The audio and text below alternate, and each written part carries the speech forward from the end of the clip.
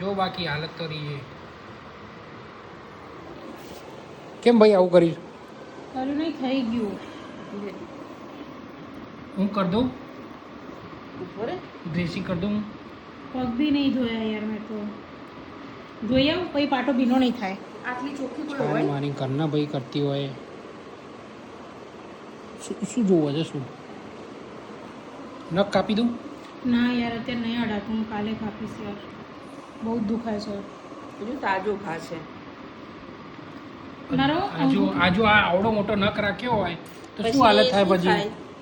હે શું હાલત થાય? કહેતી હતી ક્યાં નહીં મમ્મી હું એ કહેતો હતો તાર પહેલા કે તું આ રોજ નખ ઘરમાં કાઢ, કે કરતો તો ક્યાં એને. ફેસ આવશે, ક્યાં ફેસ આવશે. એ મમ્મી એક બધું જવા દે, તું એક વાતનો જવાબ આપ.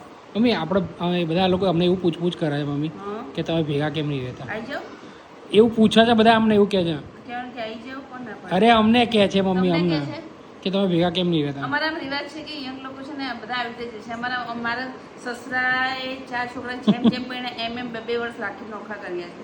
એટલે અમારા રિવાજ આ છે. અમારા 4 ભાઈઓ દેરાણી જેઠાણી છે, બધાના છોકરા જો ક્યાં ક્યાં રહે છે. મારા નણંદના 2 જુદા, એક ઉપર બધા કે તમારા વચ્ચે કંઈ થયું? મેં કહ્યું અમારે શું અમારે થવું? કશું નહીં, અમારે બધા આવી રીતે જ રહે, મેં કીધું, હે? એવી રીતે છે. પણ અમારે છે ને યંગ લોકોને જીવવાની સ્વતંત્રતા આપે છે બધાને. નિયમ છે અમારા. બસ અમારા રિવાજ છે. તો સાંભળી લીધું ને મમ્મીની જુબાની.